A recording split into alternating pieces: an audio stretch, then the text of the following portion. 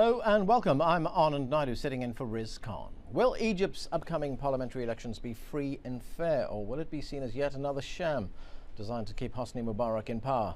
The ruling National Democratic Party is expected to maintain its parliamentary majority next week. Egypt has rejected calls for foreign election monitoring, calling it a violation of its sovereignty. Hundreds of opposition party members have been jailed and critics of the government have been silenced. Some opposition parties are also calling for a boycott of the November 28th vote. On today's show, we ask, how can political reform in Egypt move forward? Remember, you can join our conversation with your questions and comments as we welcome your phone calls, emails and SMS messages on the show. Here with me to discuss the issues are Adel Iskander, a visiting scholar and lecturer on Arab media at Georgetown University, that's right here in Washington. Also here with us is Karim Haggag, director of the Egyptian Information Office in Washington, D.C. And from Cairo, we have blogger and political activist Bassem Fathi. He's the director of the Egyptian Democracy Academy. Welcome to all of you to the show. Thank you. Bassem Fathi, I'm going to start with you on the show. You've written extensively about the upcoming election, and you've said that it is not going to be a free and fair election. Why do you think it won't be a free and fair election? And even before the start of the electoral season, just all the people, they were anticipated that, and a lot of analysts wrote about this because of the whole environment of the elections.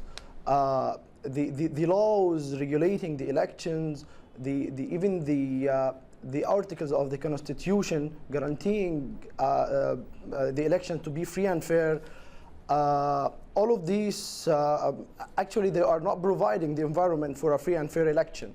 And now, even after we started the season of elections, we can know that it's not going to be free and fair. The first stage of registering the candidates, a lot of candidates has been prevented from registration just because of they are from Muslim Brotherhoods or whatever, just because they are not from the National Democratic Party. And now, with the start of the propaganda time and the campaigning time, a lot of candidates, they are not allowed to hold their propaganda and conferences for the same reason. And for the first time,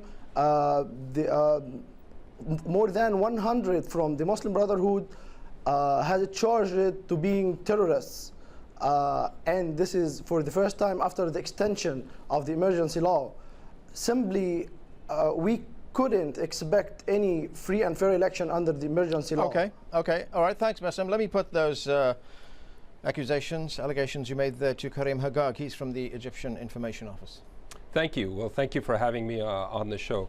Allow me to make a general comment on the elections, first of all, to put this in context. And rather than speculate on the upcoming elections, which have not taken place, I'd actually like to go back to the previous elections, parliamentary elections that took place in 2005.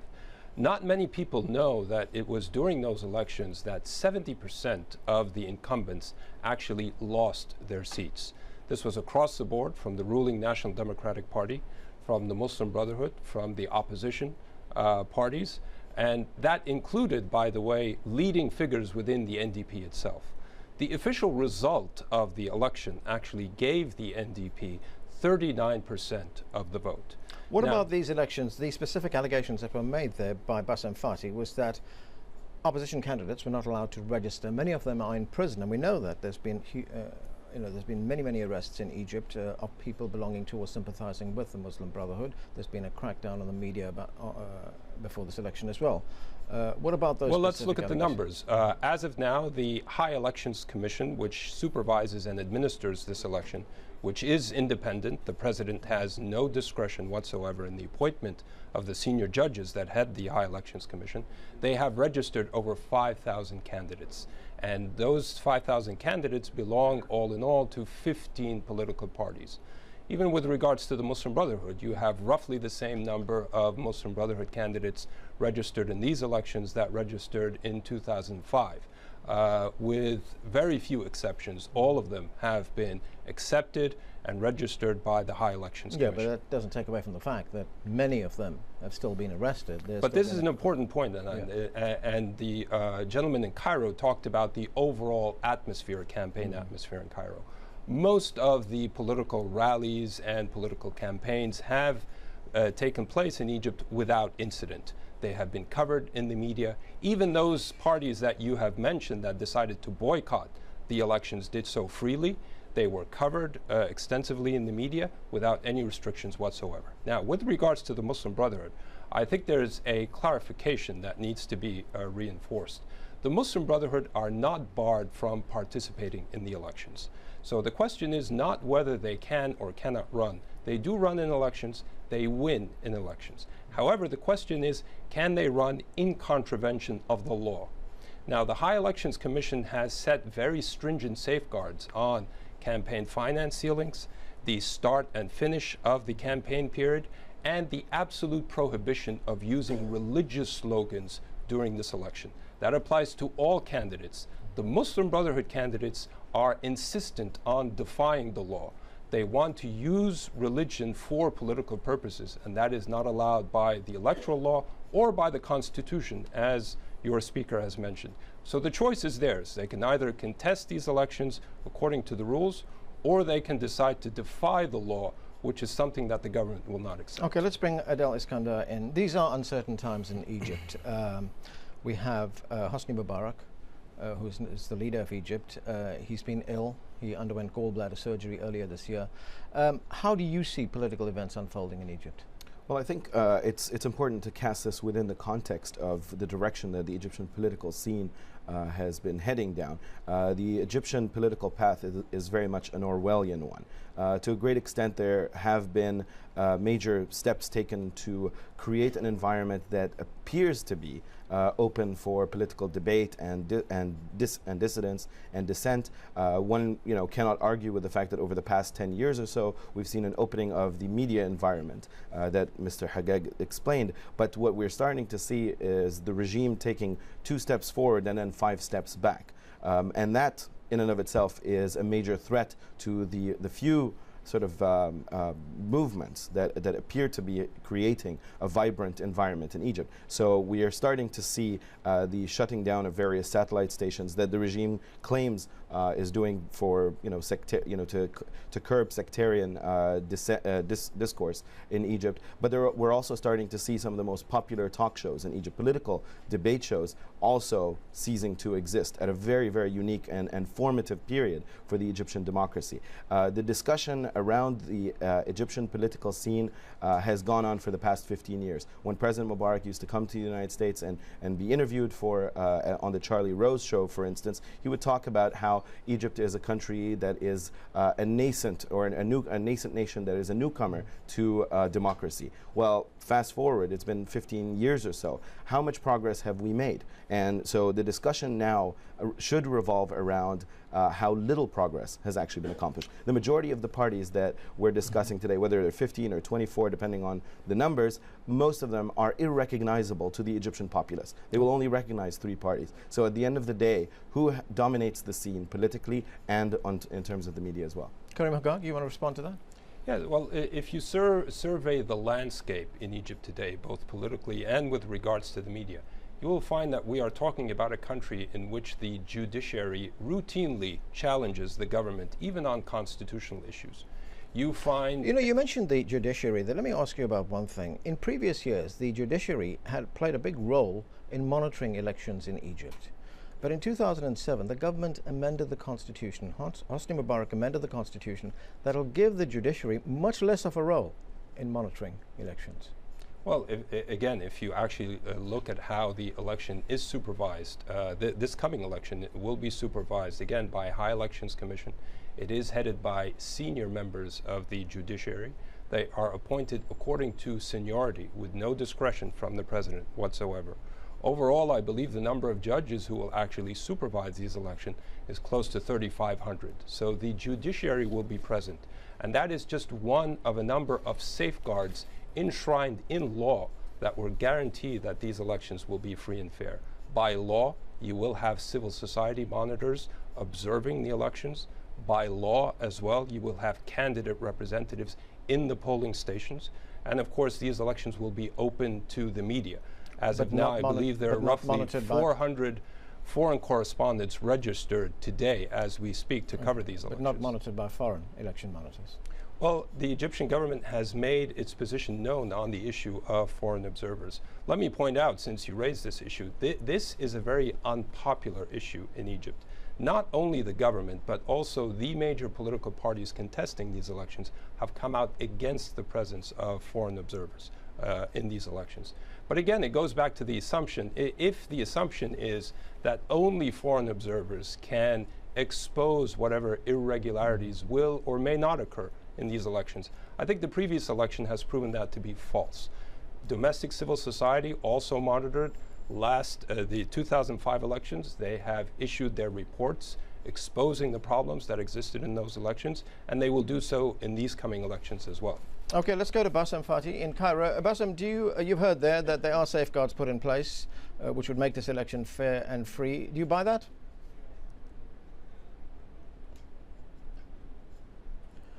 Actually, I'm not talking about the commission. I'm talking about the security who stops the people from making their campaigns. These judges of the committee, they are not in the streets, while the people, while even the candidates themselves abducted or their supporters are detained or something.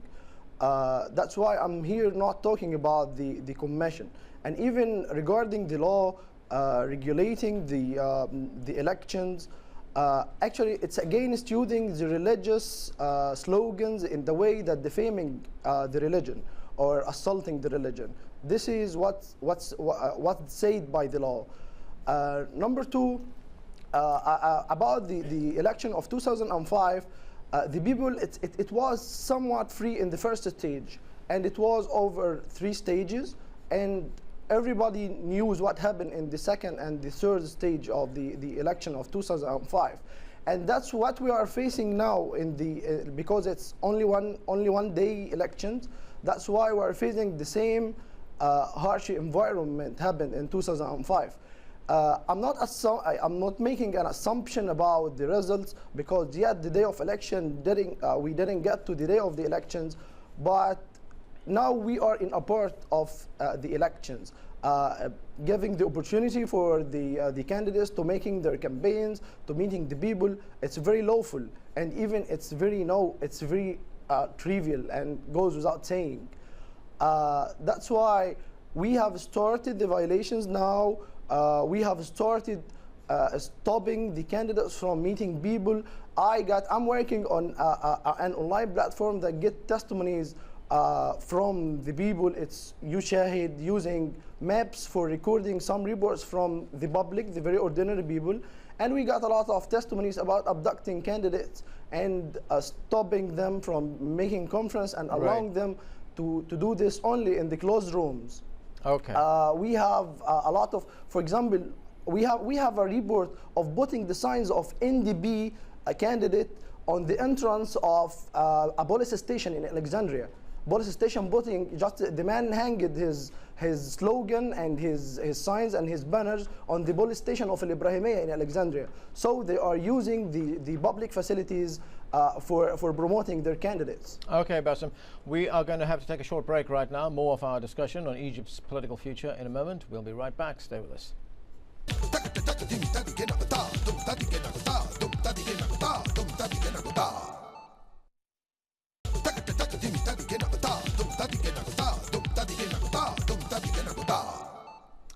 Welcome back. We're discussing Egypt and the political future that might result from its parliamentary elections next week. Here with me to examine the issues are Adel Iskander, a visiting scholar and lecturer at Georgetown University. Also in the studio with us is Karim Haggag, a media advisor to the Egyptian Embassy in Washington, D.C. And from Cairo, we have blogger and political activist Bassem Fati. Adel Iskander, let me start with you this time. What about the boycott option? There have been opposition groups in Egypt calling for a boycott of this election. In fact, Mohammed El Baradei who used to be a very senior UN official and who is reported to be running against Hosni Mubarak in the presidential election next year, says if the whole population boycotts the elections totally, it will, in my view, be the end of the regime.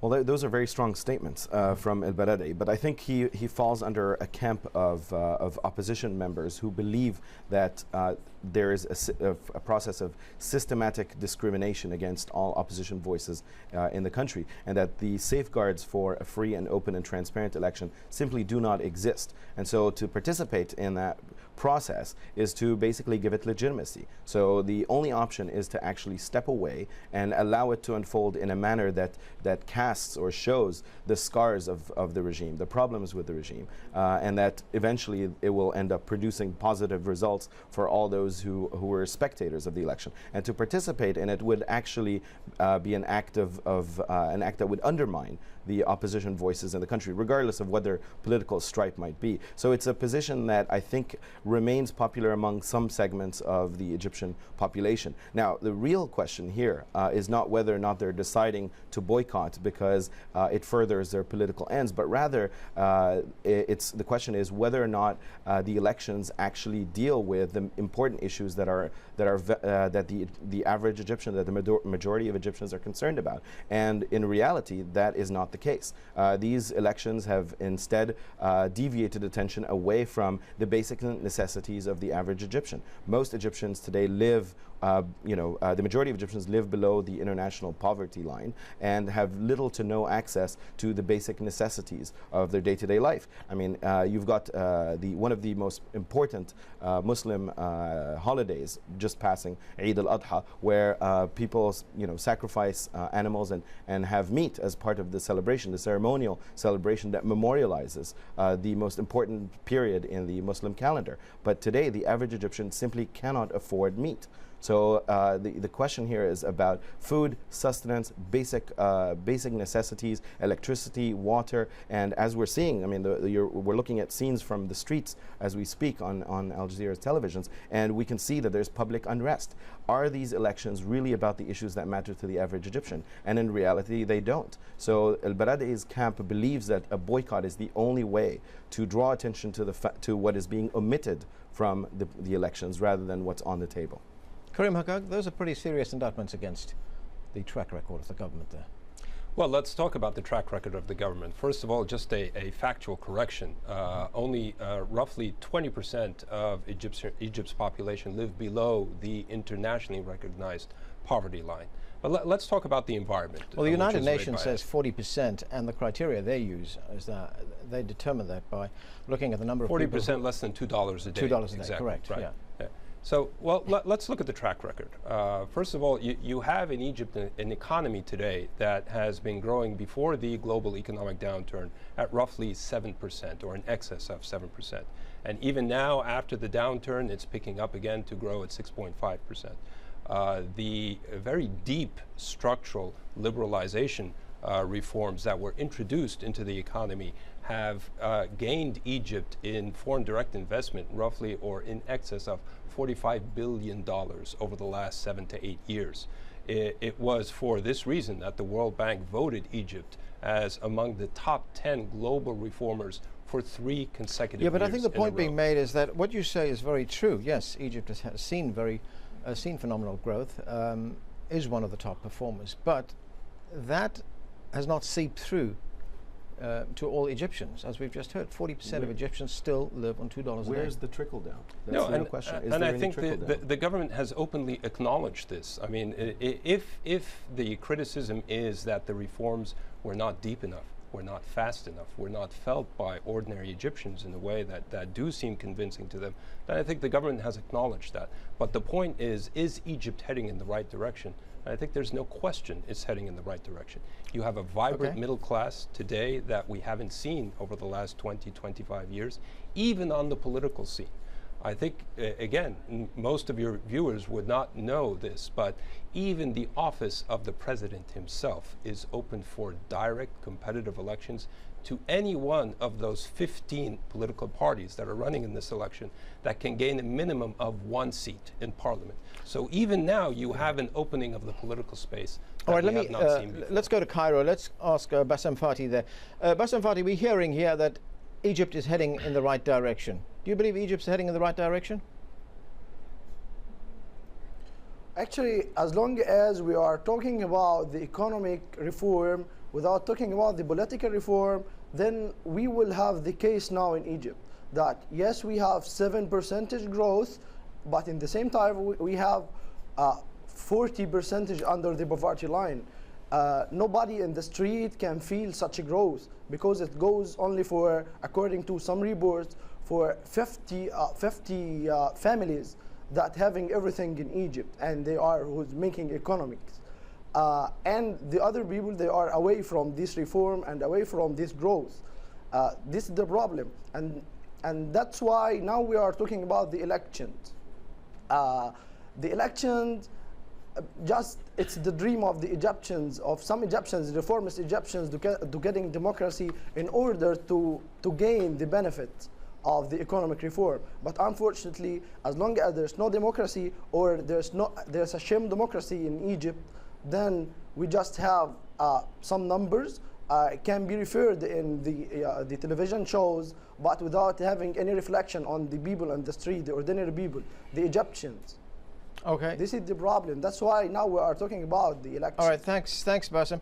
I'm going to give you the last word, Adel Iskandar. I mean, I think the best way to assess the direction of the Egyptian political and economic scene is to simply go down to the Egyptian street. Is the Egyptian street capable of being mobilized? Are there different groups that can express themselves? Spatially, Egypt is becoming more and more segregated between rich and poor. The shanty towns are growing, and the areas where the wealthy live become more and more secluded and more isolated and on the outskirts. And that's the direction that we're going. Okay, gentlemen, we're going to have to leave it there. Karim Hagag, thanks for joining us. Adel Iskandar, thanks for joining us. And thank you. Bassem Fati in Cairo, thank you for joining us. And thank you for being with us. Remember, you can watch a podcast of the show on iTunes. This week we're featuring a discussion with musicians Peter Gabriel and Salman Ahmad on their efforts to keep Pakistani flood victims in the spotlight. On the next show, bigotry in South Africa. Apartheid officially ended more than 15 years ago, but some say discrimination has now taken on a new form. We speak with two activists fighting the country's new battle. Make sure you tune in for that. We'll see you next time.